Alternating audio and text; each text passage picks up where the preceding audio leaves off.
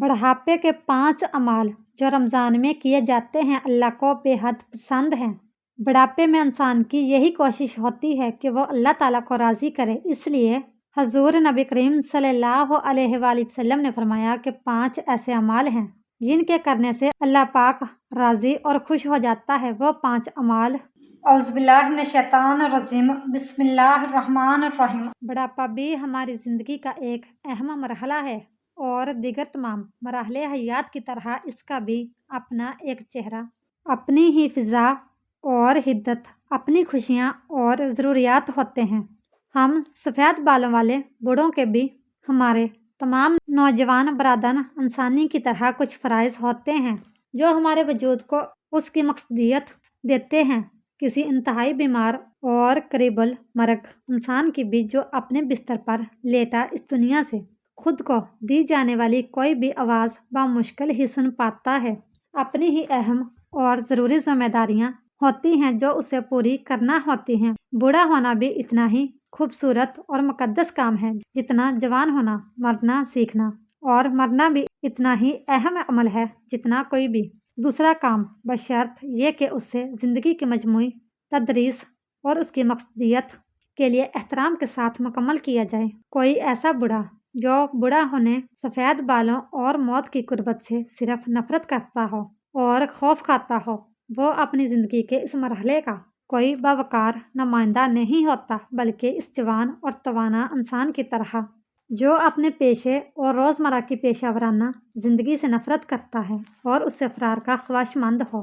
مختصر یہ کہ ایک بزرگ انسان کے طور پر اپنے مقصد کو پورا کرنے اور اپنے فرائض کی منصفانہ انجام دہی کے لیے انسان کو بڑھاپے سے اور جو کچھ بڑھاپا اپنے ساتھ لے کر آتا ہے اس سے اتفاق کرتے ہوئے اسے تسلیم کرنا چاہیے، اس سے ہاں کے بغیر، فطرت کے اس مطالبے کے سامنے سر جھکائے بغیر جو وہ ہم سے کرتی ہے۔ پھر چاہے ہم بوڑھے ہوں یا جوان، ہمارے دن اپنی قدر اور اہمیت کھونے لگتے ہیں اور ہم زندگی کو دھوکہ دینے لگتے ہیں۔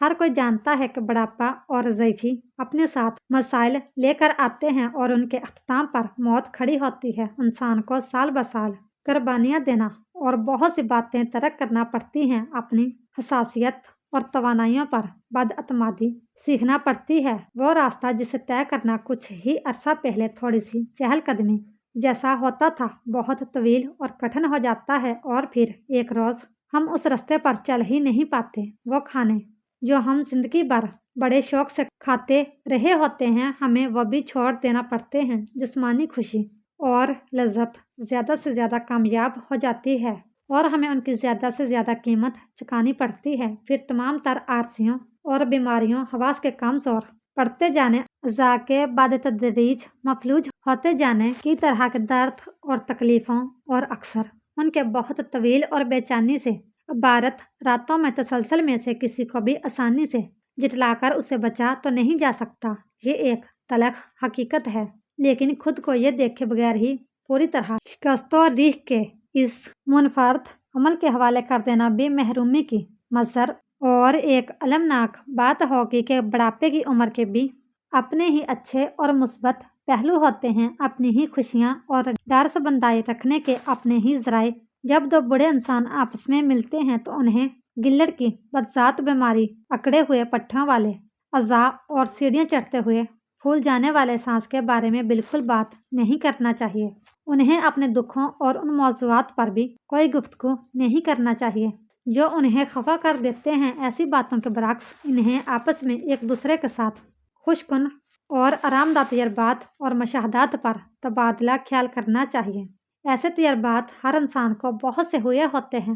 جب میں بوڑھے لوگوں کی زندگی کے اس مثبت اور خوبصورت رخ کے بارے میں سوچتی ہوں اور اس بارے میں بھی کہ ہم سفید بالوں والے طاقت، صبر اور خوشی کے ذرائع سے بھی آگاہ ہوتے ہیں جو نوجوانوں کی زندگی میں کوئی کردار ادا نہیں کرتے، تو پھر مجھے اس بات کی کوئی ضرورت محسوس نہیں ہوتی کہ میں مذہب اور کلیسا سے حاصل ہونے والے حوصلے اور اطمینان کے بارے میں گفتگو کروں۔ یہ کام تو کسی پادری کا ہوتا ہے۔ میں یہاں ان بہت سی عنایات میں سے چند ایک کا شکریہ کے ساتھ اور باقاعدہ نام لے کر ذکر کر سکتی ہوں جو بڑھاپا تحفے کے طور پر ہم پر کرتا ہے۔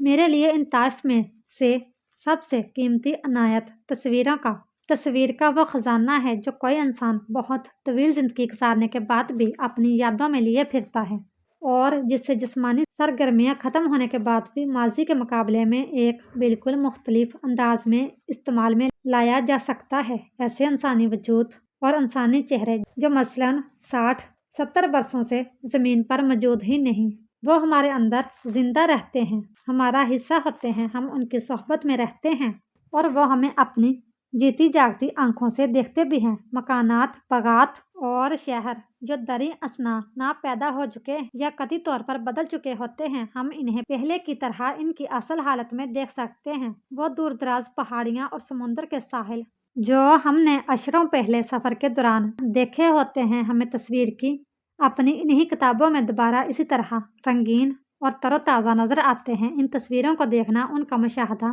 اور ان پر غور و فکر کرنا ہماری عادات اور بار بار کی جانے والی مشق بن جاتے ہیں، اور انہیں دیکھنے والے کی طبیعت کا میلان اور زاویہ نگاہ غیر محسوس طریقے سے ہماری مجموعی رویوں میں گلنا ملنا شروع ہو جاتے ہیں۔ ہم میں سے بہت سے انسانوں کا ان کی خواہشات، خواب، چاہتے اور پسندیدہ شوق سالہ سال تک پیچھا کرتے رہتے ہیں، اور اشروں پر محیط اس توڑ کے باعث ہم بے صبرے تناؤ کا شکار اور طرح طرح کی امیدوں سے بھر جاتے ہیں، جس دوران کامیابیاں یا ناکامیاں ہم پر شدت سے اثر انداز بھی ہوتی ہیں۔ لیکن آج اپنی زندگی کی تصویر سے بھری اس بہت بڑی کتاب کی بڑی احتیاط سے صفحے پلٹتے ہوئے ہم یہ سوچ کر حیران بھی ہوتے ہیں کہ یہ کتنی اچھی اور خوبصورت بات ہے کہ ہم ہر طرح کی دوڑ دھوپ اور مقابلے سے بچ کر زندگی کا اتنے پرسکون انداز میں مشاہدہ کر سکتے ہیں۔ یہاں بڑھاپے کے اس باغ میں کئی ایسے پھول بھی کھلتے ہیں جن کی نگہداشت کے بارے میں ماضی میں ہم نے شاید ہی کبھی سوچا تھا۔ ان میں سے ایک صبر کا پھول بھی ہے، حقیقی معنوں میں انتہائی قیمتی پودوں میں سے ایک۔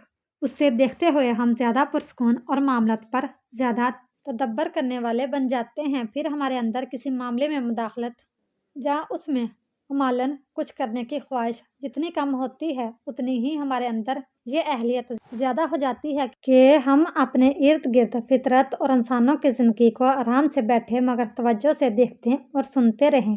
اسی اہلیت کی وجہ سے ہم کوئی تنقید کیے بغیر اور ہر بار ایک نئی حیرانی کے ساتھ زندگی کو اس کے تمام تر تنوع سمیت اپنے قریب سے گزرنے دیتے ہیں۔ قریب سے گزرتی اس متنوع زندگی میں ہم کبھی کبھار شامل بھی ہو جاتے ہیں، کبھی خاموش تعصب کے ساتھ، کبھی مسکرا کے، کبھی کھل کر ہنستے ہوئے تو کبھی مزاحیہ انداز میں۔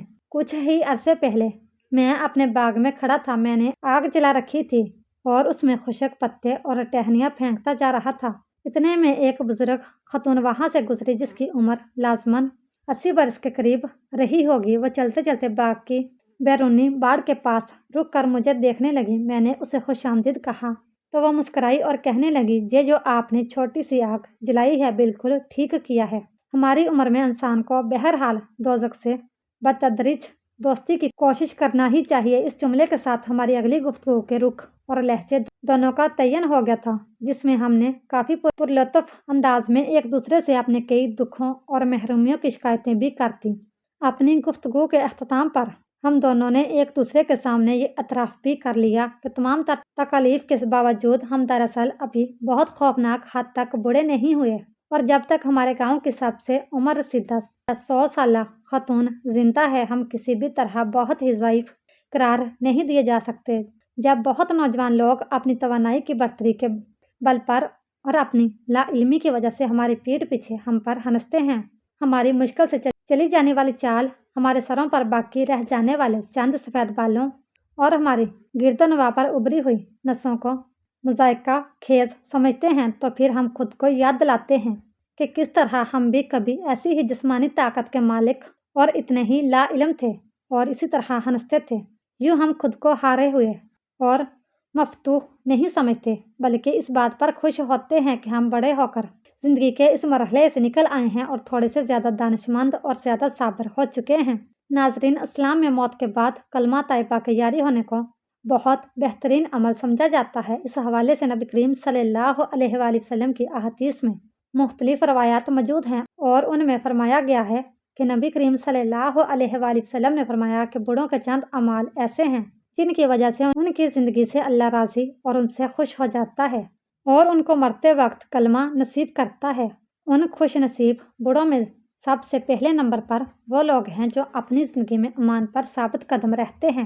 ایسا بڑا فرد جو اپنی زندگی میں امان رکھتا ہے، رمضان المبارک میں عبادت کرتا ہے اور اللہ کی ذات پر اپنے تعلق کو مضبوط رکھتا ہے، ان کی زبان پر کلمہ طیبہ جاری ہونے کی بھی امید کی جاتی ہے۔ رسول اللہ صلی اللہ علیہ وآلہ وسلم نے فرمایا، جو شخص کلمہ طیبہ پڑھتا ہوا دنیا سے رخصت ہوا وہ جنت میں داخل ہوگا۔ نمبر 2، رمضان میں سچے دل سے اپنے گناہوں کی معافی مانگنا اور اللہ سے توبہ کرنا بہترین عمل ہے۔ نبی کریم صلی اللہ علیہ وآلہ وسلم نے فرمایا، جو شخص رمضان میں ایمان کے ساتھ اور ثواب کی نیت سے قیام کرتا ہے اس کے پچھلے گناہ معاف کر دیے جاتے ہیں۔ لہٰذا اس مبارک مہینے میں استغفار کی کثرت کریں، خاص طور پر قرآن پاک کی تلاوت کریں، کیونکہ رمضان قرآن کا مہینہ ہے۔ اس میں زیادہ سے زیادہ تلاوت کریں اور دعائیں مانگیں، خاص طور پر افطار کے وقت، سحری کے لمحات میں۔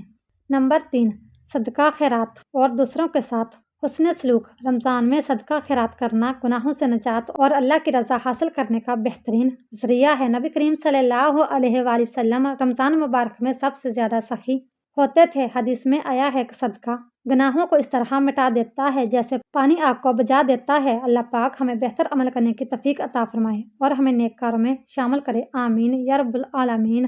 اس طرح کی مزید اسلامک اور معلوماتی ویڈیو دیکھنے کے لیے ہماری ویڈیو کو لائک، شیئر اور چینل کو سبسکرائب ضرور کیجیے گا۔ Thanks for watching.